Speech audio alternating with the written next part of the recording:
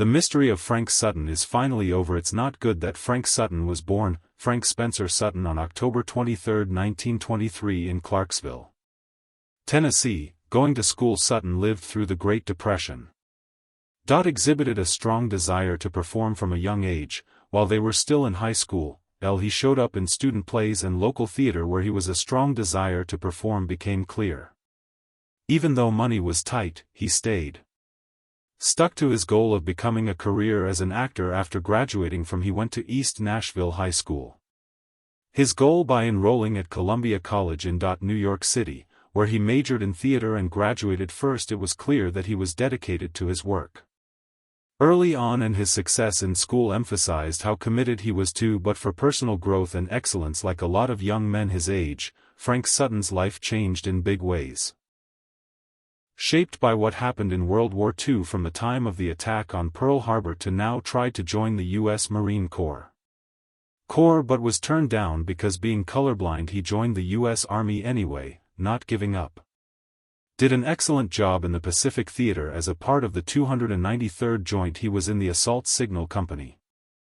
In 14 assault landings, such as the attack on Lee and Luzon in the Philippines, he served in the military. Made him feel a strong sense of with the discipline and patriotism that would later have an effect on the characters he shown on screen. He rose to the top of sergeant and was discharged with honor after the war. An event that will always be remembered. Earned him the respect of both veterans and fans. After coming back after the war, Sutton went back to acting.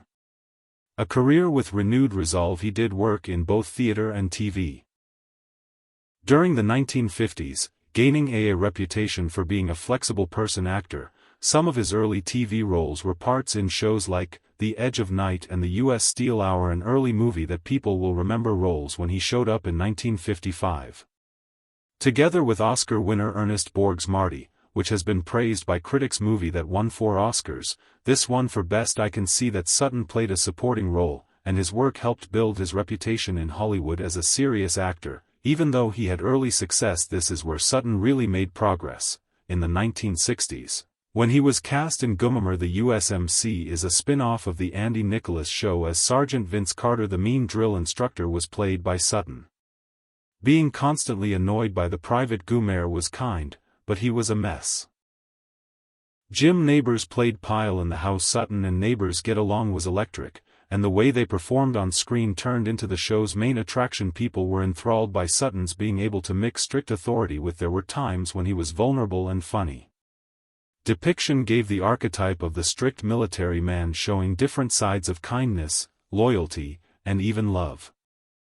Under his character's blustery exterior from 1964 to 1969, the show aired and became a big deal in pop culture. Every week, millions of people watched Sutton's. His work earned him a spot in his history on TV, and his catchphrases, especially the puffy peel plata of the language used in American pop culture. Sutton is more than just a comic foil, made it seem more real and without a doubt true to the part he played based on his own military experience. His performance hit home with service troops and regular people, making him a well-liked person during a rough time. Changed because of the Vietnam War how people felt about the military after the USMC ended. Sutton's Gummer Pyle. They kept working in TV, theater, and commercials. He was a guest star on a lot parts in well-known shows like The Twilight Fire Zone, The Untouchables, and Love American Style, showing off his dramatic range, but he never got the same level of fame as he did in Gummer Pyle days. Sutton was still a respected and well-liked actor among his peers. In his later years, he spent more time on stage work as an actress in dinner theaters and regional shows all over the country, where he kept entertaining audiences with his never-ending energy and charisma. After the hit TV show the USMC stopped making the Gummer Pyle 1969 race. After 5 seasons of success, Frank Sutton stayed a well-known figure on the first few years of American TV. His ongoing professional relationship with Jim Neighbors, his old co-star. Sutton moved up to a regular role About the Jim Neighbors Hour, a play something funny and different that aired on CBS from 1969 to 1971. This show was different from the wartime setting of Gomer Pyle, providing audiences with a chance to enjoy your neighbor's amazing singing skills as well as comedy sketches that kept the fun and charm of the earlier sitcom Sutton. With fellow Gomer Pyle alum Ronnie Schell made a big difference in the funny parts of the show, often taking part in funny skits that showed off his perfect timing, and these sketches show a wide range of emotions. It was often Sutton who played the brother-in-law of the character in Neighbors, giving him another chance to play off Neighbors seem more innocent and friendly, pretty much the same way he did with the character of Gomer Pyle, but this the setting gave Sutton more freedom to often try out different comedic tones, leaning toward family or situational humor instead of strict military rules. These performances showed that flexibility and the ability to change smoothly, going from strict authoritarian roles and more fun family relationships. The funny fact that Sutton was on the Jim the Strong Neighbors Hour helped keep the fan base he had built up during his time on the show itself, and Gomer Pyle USMC enjoyed good reviews during its 3-season run, in part because Sutton has a lot of comedic chemistry with Nearby and Schell. Outside of television, Sutton grew his acting career repertoire by taking a look at live theater, especially in the popular form of the dinner theater business. Did very well in the 1970s. This place helped him connect more closeness with audiences and show his skills in a real-life situation away from the restrictions of TV scripts, plans for filming, and many other things. One of his most famous roles was on stage. Among the most memorable roles was as the father. This is a big step forward in Norman.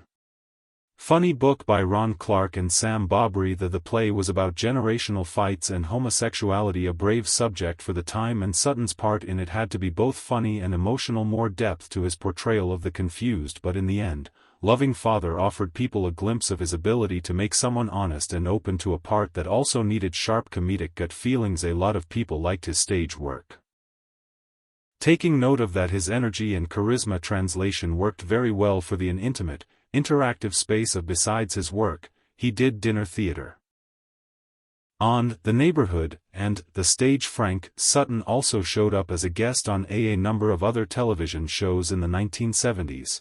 These parts gave him in order to break free from the types that sometimes followed his famous role he took on Sergeant Vince Carter, having parts in dramas and comedies. They both show a range that shocked audiences who mostly knew him from the soldier he was. Whether having roles in crime shows and family shows or compilation shows, Sutton brought a unique intensity and adding professionalism to each of these roles. Making appearances helped him keep a steady being in the public eye and confirmed his reputation in the entertainment business industry as a reliable and skilled. During this time, they played character actors for the rest of his career. Frank Sutton kept be praised by both audiences and peers for working hard all the time. His dedication to his work and skill to play any part, whether it's funny or dramatic, feel real and memorable. His years after becoming a gamer showed how flexibility and a desire to get better as an actor, making sure of his legacy not just as a TV star, but as a dynamic and accomplished performer in a number of ways. Frank Sutton got married to Toby M. in 1946.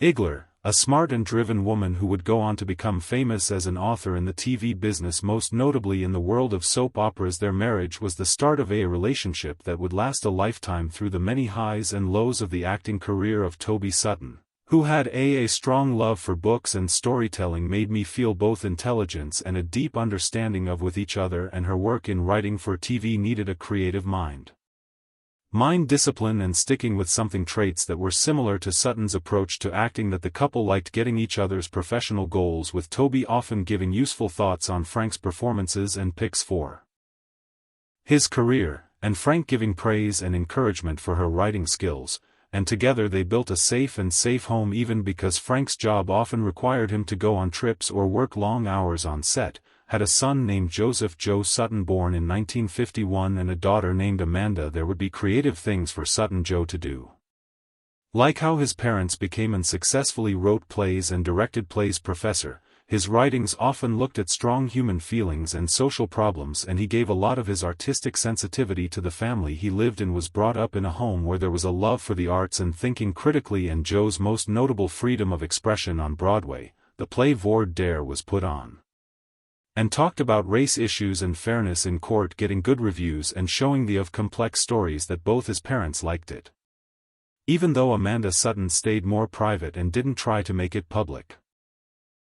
As an artist, she played a role in a family member, and a source of strength and continuity. Being with family was very important to, even though he was tough and often the rough TV persona, was a deeply husband who is loving and caring, and a father. In conversations and interviews with co-workers, Sutton often talked to them pride in how smart his wife is and highlighting the accomplishments of his children, that his most proud moment in life wasn't that of Sergeant Vince Carter on Gomer Pyle USMC, but that of a dad and husband. The marriage between Frank and Toby stuck around until his untimely death in 1974, a sign of how close they are and respect each other. Toby never got married again, and over the years following Frank's death, she stayed protective of his legacy with all his might, making sure that what he contributed to TV in the United States and his memories as a we didn't forget about this dedicated family man. Their long-lasting relationship was based on friendship, love, and shared values, leaving a meaningful legacy for their children and for fans who had known them for decades. Of actor Frank Sutton were stunned by the sudden and harsh end to the story of the man who famously played the angry but likable gunnery Sergeant Vince Carter on the important Gomer Pyle USMC. Sutton's show from the 1960s, booming voice, stiff body language, and his perfect timing for jokes made him a beloved item in American homes. Appearance on TV, but behind the scenes from Sutton's private life and a sudden death were shrouded in mystery. There were rumors that half-truths were over and over, and the facts became skewed now that we know more and are finally getting a clearer picture of the truth has come out, and it's a many fans are moved by the story hoped for. He passed away on June 28, 1974, at the age of 50, having passed out from he had a heart attack in his locker room. Almost right on time for his show, in order to put on the play Love in Louisiana's Shreveport. This looked like, and Sutton had an unimaginable tragedy. Always looked like they were full of life and strength, the perfect tough guy which looked like a heart, but his health had been slowly getting worse, hidden by a busy work schedule and a deep. He had been dedicated to his work for a long time. Dealt with health problems that were made worse by years of heavy smoking, awful food, and constant stress from doing shows on TV and in real-life theater without much rest. Despite how disciplined he seemed on the outside, and energy that Sutton had been warned about the doctors about his heart health, still, he kept pushing himself, being sure that the show has to go on. In fact, many of his close friends and family later shown that he had been ignoring warning signs for years now: chest pain, shortness of breath, and being tired, that he would brush off with his that tough guy attitude instead of taking care of these health issues seriously. Sutton chose to hide them, being afraid that being weak could put his career at risk or hurt his reputation, known for being a strong, authoritative person. Looking back, this choice turned out to be sad and fatal. Adding to the sadness is the news that Sutton's death could have been stopped recently. Documents and interviews found by biographers have found that Sutton had been told to go through cardiac testing and treatment, but he reportedly put it off more than once because of work obligations and a desire to stay out of the public eye, being afraid of looking weak, especially after showing a bigger picture. A military sergeant in real life he was very afraid of this, which was sad. He scared himself, so he didn't take the medicine.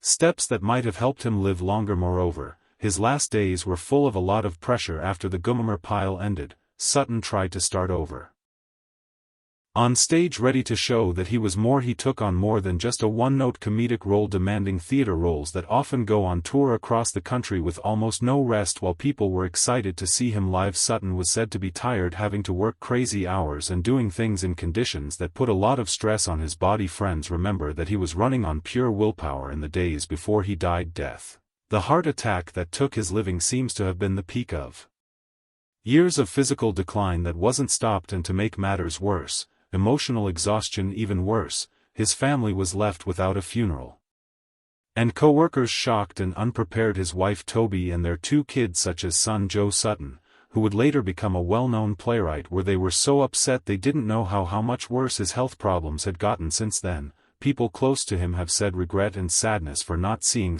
the signs earlier, or telling him more. Strong urge to get help. What's left is a painful what if.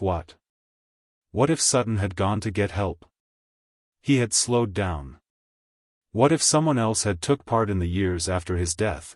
Some fans thought it might be hidden illnesses, drug abuse, or deeper personal problems having problems, but the truth is more telling, much worse in many ways. Frank Sutton was a man who gave his all and heart into every role he played. Even though it was bad for him, he was driven by a need to keep up the good work and meet the hopes that fame had raised for him in the end. That very drive that made him such an interesting person. What also helped the performer was his early death. Now that the facts are out there, lifted the veil of mystery, what's left is not just sadness over a life cut short, but also a story that warns of dangers of putting one's health last in order to. The story of Frank Sutton's success is to remember that behind the jokes and the cheer for even the best performers can be quietly in pain, and this is the story behind Sutton's case. Not only is death sad, it's also a wake-up call that may finally bring for his fans, even if it's not what they wanted to hear in the end.